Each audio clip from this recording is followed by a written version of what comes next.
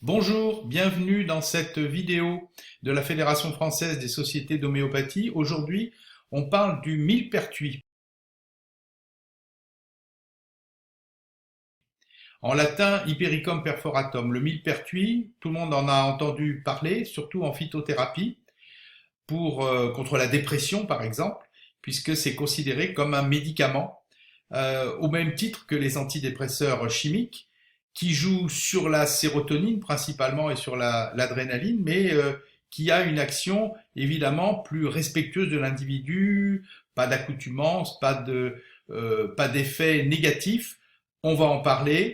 Pour la présenter, cette plante, vous voyez ce beau jaune éclatant, c'est une plante qui fleurit et qui étale toutes ses couleurs au moment de la Saint-Jean, au moment de la Saint-Jean d'été, au moment du solstice d'été, au moment où nos hormones cérébrales sont les plus épanouies, sont les plus abondantes. Et ça va, en phytothérapie en tout cas, nous être très utile pour les périodes, au contraire, vers le solstice d'hiver, l'automne, le début de l'hiver, où au contraire, nos hormones sont plutôt en baisse parce qu'on manque de ce beau soleil jaune que reflète le millepertuis. Millepertuis parce qu'il y a 1000 petits trous, parce que c'est l'aspect des feuilles qui donne ce nom. Ce nom, on en a parlé de l'herbe de Saint-Jean, les noms vernaculaires, les noms traditionnels du millepertuis, c'est l'herbe de Saint-Jean, Saint John wort chez les anglo-saxons, trucheron jaune, l'herbe aux piqûres. On l'a appelé aussi chasse-diable, et en latin fuga demonium, tout un programme si ça fait fuir le démon. Pourquoi toutes ces dénominations? Herbe de la clamate aussi. Pourquoi toutes ces dénominations? Eh bien parce que il y a une affinité entre cette plante, le millepertuis, et notre système nerveux. Tout se passe, l'utilisation depuis l'Antiquité, au Moyen-Âge, comme si le millepertuis nous aidait à guérir des blessures, principalement des blessures de l'âme, des blessures de la peau, des blessures physiques aussi, et l'huile de millepertuis est une huile qui est très cicatrisante et antiseptique. C'est une plante donc solaire.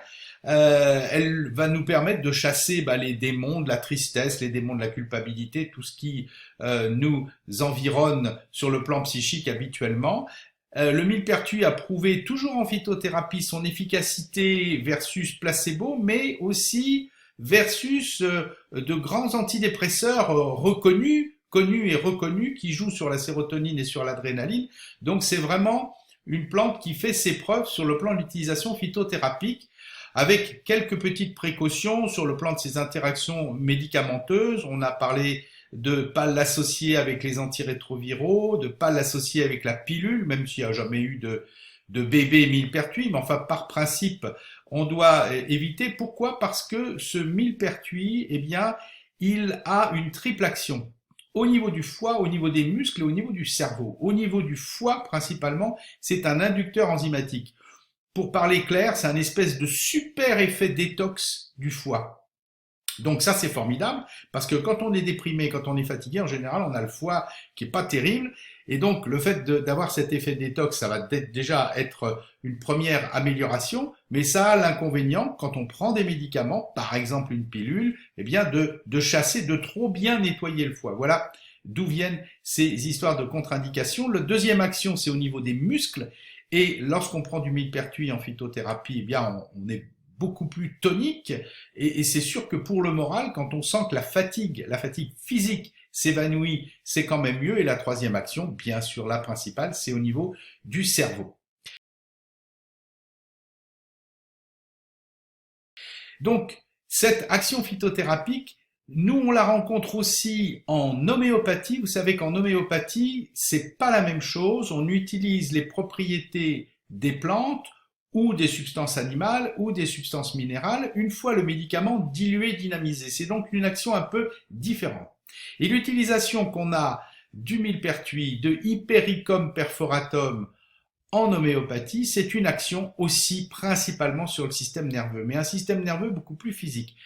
On va l'utiliser dans des dépressions, surtout les dépressions liées à des traumatismes crâniens ou liées à des chutes sur les fesses. C'est les gens qui ont des traumatismes du petit bassin et qui ont du mal à se remettre. Mais c'est surtout l'action sur les petites terminaisons nerveuses.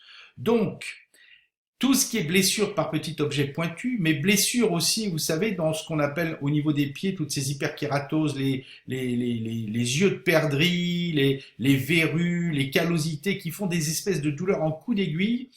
Le hypericum agit aussi sur un certain nombre de sciatiques quand elles sont vraiment très très douloureuses, des douleurs du coccyx aussi. On reconnaît l'utilité d'utiliser Hypericum perforatum en homéopathie lorsqu'on a surtout les modalités qui vont avec. Cette action au niveau du système nerveux, soit dépression, soit douleur, ce côté piquant, l'atteinte des petites terminaisons nerveuses, aggravée par le temps humide, aggravée par le brouillard et aggravée par toutes les conditions météorologiques un peu extrêmes dans le sens plutôt du temps dépressionnaire. C'est d'ailleurs amusant de savoir que cette plante qui agit sur la dépression, elle est aggravée quand c'est le climat qui est déprimé. Enfin voilà, c'est comme ça. Et surtout une aggravation par le toucher même léger. Lorsqu'on a ces symptômes-là, eh bien on sait que Hypericum en 5, 9, parfois 15 CH va pouvoir être efficace. Voilà une idée de ce que, à la Fédération française des sociétés d'homéopathie, on peut expliquer, on peut enseigner lorsqu'on est professionnel de santé et qu'on veut se former à l'homéopathie avec cette vision très large. Vous voyez, on voit l'histoire d'une plante, on voit son action traditionnelle, on voit son action et son utilisation homéopathique et du pratico-pratique, comment on va pouvoir chez les patients l'utiliser très rapidement. C'est un des exemples. Qu'on soit médecin, pharmacien, sage-femme, vétérinaire, dentiste, on pourra venir se former. Lorsqu'on a une profession qui n'est pas une profession médicale au sens strict du terme, lorsqu'on est ostéopathe, lorsqu'on est naturopathe, lorsqu'on est simplement un patient un petit peu éclairé et qu'on veut en savoir plus, eh bien, nous avons aussi des informations de prévues et surtout une revue importante qui s'appelle les cahiers de biothérapie et qui est consacrée entièrement à l'homéopathie et aux disciplines qui tournent autour de l'homéopathie dans ce grand désir maintenant que tout le monde a d'une plus grande naturalité pour se soigner chaque fois que c'est possible. Bonne route avec nous ou sans nous, notre site internet ffsh.fr, Fédération française des sociétés d'homéopathie, ffsh.fr. Je vous dis à très bientôt.